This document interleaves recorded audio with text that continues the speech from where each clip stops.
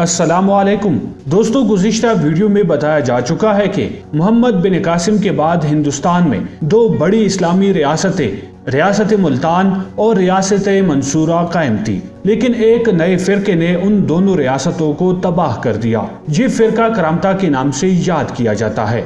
اس فرقے کے پیروکار اپنے آپ کو مسلمان تو ظاہر کرتے تھے، لیکن نماز، روزہ، حج، زکوٰۃ کے قائل نہ تھے اور ان کے ہاں حرام و حلال کی بھی کوئی تمیز نہ تھی۔ افغانستان کے بادشاہ ناصر الدین سبکتگین اور اس کا بیٹا محمود غزنوی کرامتا کی اس لا مذہب اور انقلابی جماعت کے شدید دشمن تھے، جس نے کہ مصر اور عرب سے لے کر ہندوستان تک ایک ہلچل برپا کر رکھی تھی۔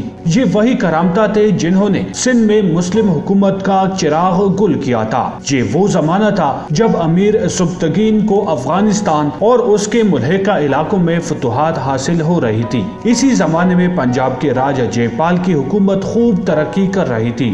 یہ مشرق کی طاقتور ترین حکومت شمار کی جاتی تھی۔ راجہ جے پال امیر سبکتگین کی حکومت اور بڑھتی ہوئی فتوحات اور طاقت کا بڑی غور اور تشویش کے ساتھ مطالعہ کر رہا تھا، اور اس کو یہ فکر تھی کہ سبکتگین اور اس کی طاقت کا وہ سیلاب جو افغانستان اور اس کے ملحقہ علاقوں میں بڑھتا چلا جا رہا ہے، کہیں ہندوستان کی جانب رخ نہ کر لے۔ لہٰذا جے پال نے اس اندیشے کے پیش نظر طے کیا کہ اس سے پہلے کہ سبکتگین ہندوستان آئے، کیوں نہ اس کے گھر میں ہی گھس کر پہلی ہی اس کی طاقت کو ہمیشہ کے لیے ختم کر دیا جائے۔ لہٰذا جے پال نے 374 ہجری بمطابق 984 عیسوی کو ایک ایسے وقت میں جب سبکتگین اور ان کے بیٹے محمود کو نیشا پور میں باغیوں اور دلمیوں نے گھیر رکھا تھا، جے پال نے اس موقع کو غنیمت سمجھتے ہوئے ایک بہت بڑے لشکر جرار کے ساتھ غزنی پر حملہ کر دیا۔ امیر سبکتگین اور ان کا بیٹا محمود ابھی توس کے میدان میں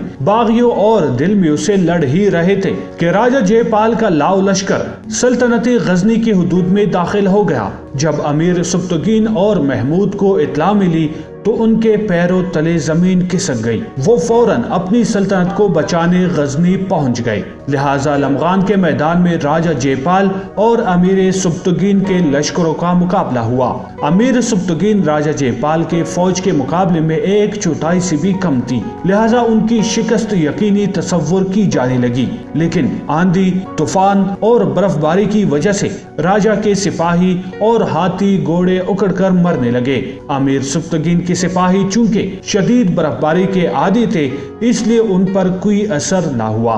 اس جنگ کا نتیجہ یہ نکلا کہ راجہ جے پال نے جان بخشی کی درخواست کر دی۔ راجہ جے پال نے وعدہ کیا کہ اگر اسے اس مرتبہ معاف کر دیا گیا تو وہ ہمیشہ وفادار رہے گا۔ اس کے علاوہ راجہ نے وعدہ کیا کہ اگر اس کا قصور معاف کر دیا جائے تو وہ بے اندازہ زر و جواہر، 10 لاکھ درہم نقد، 50 ہاتھی، کئی شہر اور سرحدی قلعے بطور توان جنگ پیش کرنے کے لیے آمادہ ہے۔ امیر سبکتگین ان شرائط پر راجہ کو معاف کرنے پر آمادہ ہوا تو محمود اور فوجی افسروں کی رائے تھی کہ ایسے خطرناک دشمن کو قابو میں آ جانے کے بعد اسے چھوڑنا ہرگز دانشمندی نہیں۔ لیکن امیر راجہ کی لجاجت اور خوشامد سے متاثر ہو گیا اور انہوں نے راجہ کو معاف کر دیا۔ راجہ جے پال نے بظاہر تو امیر سبکتگین سے وفاداری کا عہد کر لیا تھا، لیکن در حقیقت یہ اس کا ایک فوجی چکمہ تھا تاکہ رہائی حاصل ہو جائے۔ لہٰذا واپس پہنچنے پر اس نے جنگ کی تیاریاں شروع کر دی اور تمام رجاؤں کے نام خطوط روانہ کر دیے، جن میں لکھا گیا تھا کہ سبکتگین پنجاب پر حملہ کرنے کے بعد تمام ہندو حکومتوں کو ختم کرنے کا فیصلہ کر چکا ہے،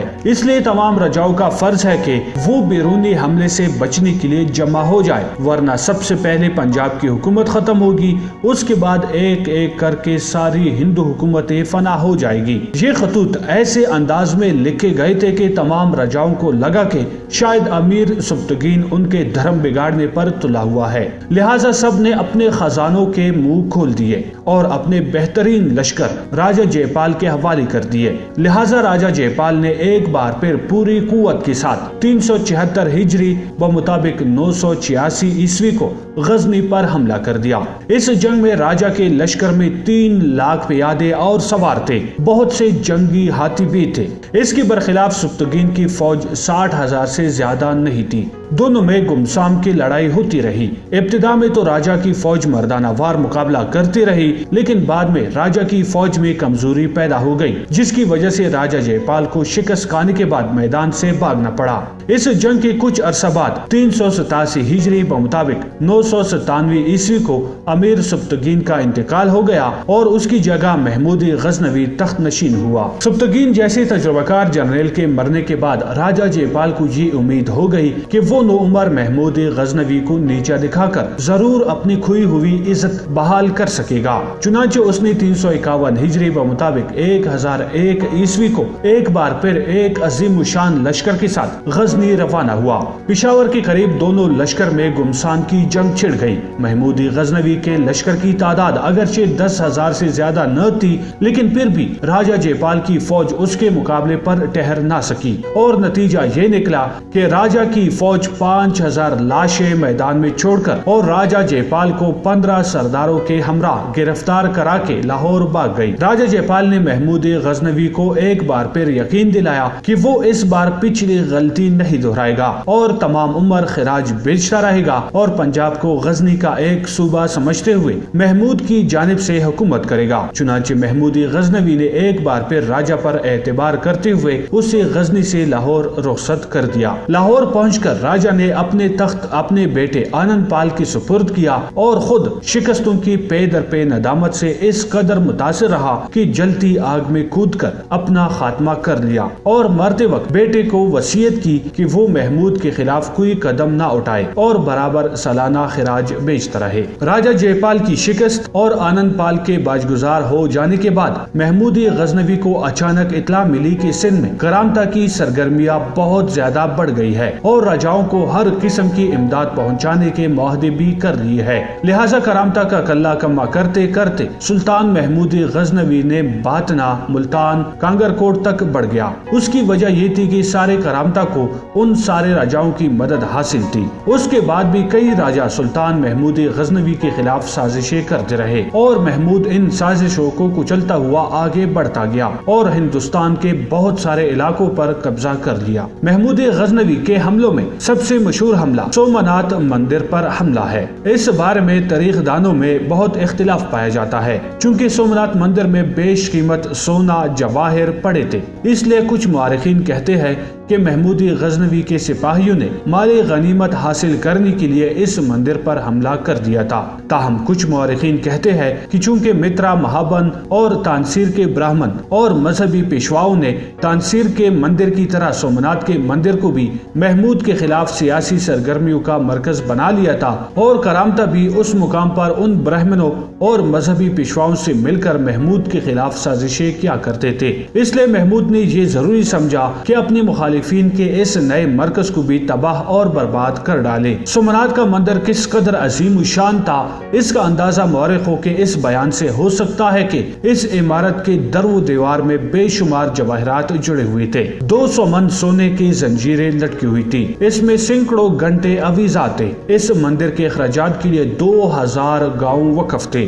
اور 2000 پنڈت اس کی حفاظت پر مامور تھے۔ 500 جوان اور خوبصورت لڑکیاں اس مندر کی خدمت کے لیے دیو داسیاں بنی ہوئی تھی۔ اس تاریخی مندر کی حفاظت کے لیے 10,000 راجپوتوں کی فوج بھی ہر وقت سینہ سپر رہتی تھی۔ سلطان نے جو ہی اس مندر پر حملہ کیا، ایک طرف 10,000 راجپوت میدان میں آ گئے اور دوسری جانب ہزارہ عام باشندے اپنی عبادت خانے کو بچانے کے لیے مسلح ہو کر دوڑ پڑے۔ محمود کے خلاف اتنا بڑا لشکر جمع ہو گیا کہ محمود جیسا بہادر شخص بھی پریشان ہو گیا، حتیٰ کہ ایک ایسا وقت آ گیا کہ محمود کے لشکر کو چاروں طرف سے گھیر لیا گیا، لیکن محمود نے ہمت نہ ہاری اور ایک زبردست حملہ کر دیا، جس سے مندر میں لڑنے والے سپاہی سمندر میں کودنے لگے اور تھوڑی ہی دیر میں محمود کا مندر پر قبضہ ہو چکا تھا۔ محمود نے مندر میں داخل ہونے کے بعد سب سے پہلے مندر کے بت سومناتھ کو توڑا، اس کے بعد تمام دولت پر قبضہ کر لیا۔ کچھ معتزب تاریخ دانوں نے उन्होंने महमूद को हिंदू धर्म का सबसे बड़ा दुश्मन और लुटेरा करार दिया है,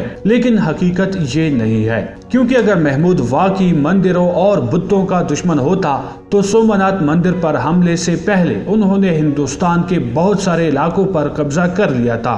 वो अगर चाहते तो बेशुमार मंदिरों को मिस्मार कर सकते थे, लेकिन उन्होंने ऐसा नहीं किया। सोमनाथ मंदिर पर उन्होंने इसलिए हमला किया था क्योंकि हिंदू पंडितों और कुछ बेअकल जासूसों ने मंदिर को ही मोर्चा बना लिया था। महमूद गजनवी की वफात के बाद उनके जानिशीनों में अमारत के लिए रस्साकशी शुरू हुई, जो बलाखिर गजनवी सल्तनत के जवाल पर मुतनिज हुई। महमूद गजनवी इस्लामी तारीख में सुनहरी अल्फाज से अपना नाम रकम करने के बाद 30 अप्रैल 1030 में दुनिया फानी से कोच कर गए। महमूद गजनवी इस्लामी तारीख में सुनहरी अल्फाज से अपना नाम रकम करने के बाद 30 अप्रैल 1030 ईस्वी में दुनिया फानी से कोच कर गए। जी दोस्तों, ये वीडियो आपको कैसी लगी, अच्छी या बुरी? इस बारे में अपनी राय का इजहार कमेंट में ज़रूर कीजिएगा, ताकि मुझे पता चले कि मैं जो काम कर रहा हूँ वो आप लोगों को पसंद भी आता है या नहीं। कमेंट करने पर आपके पैसे बिल्कुल भी नहीं लगेंगे, अलबत्ता मेरी हौसला अफजाई ज़रूर होगी, और अगर वीडियो में कोई खामी है तो उसको मैं निकाल सकूँगा। शुक्रिया।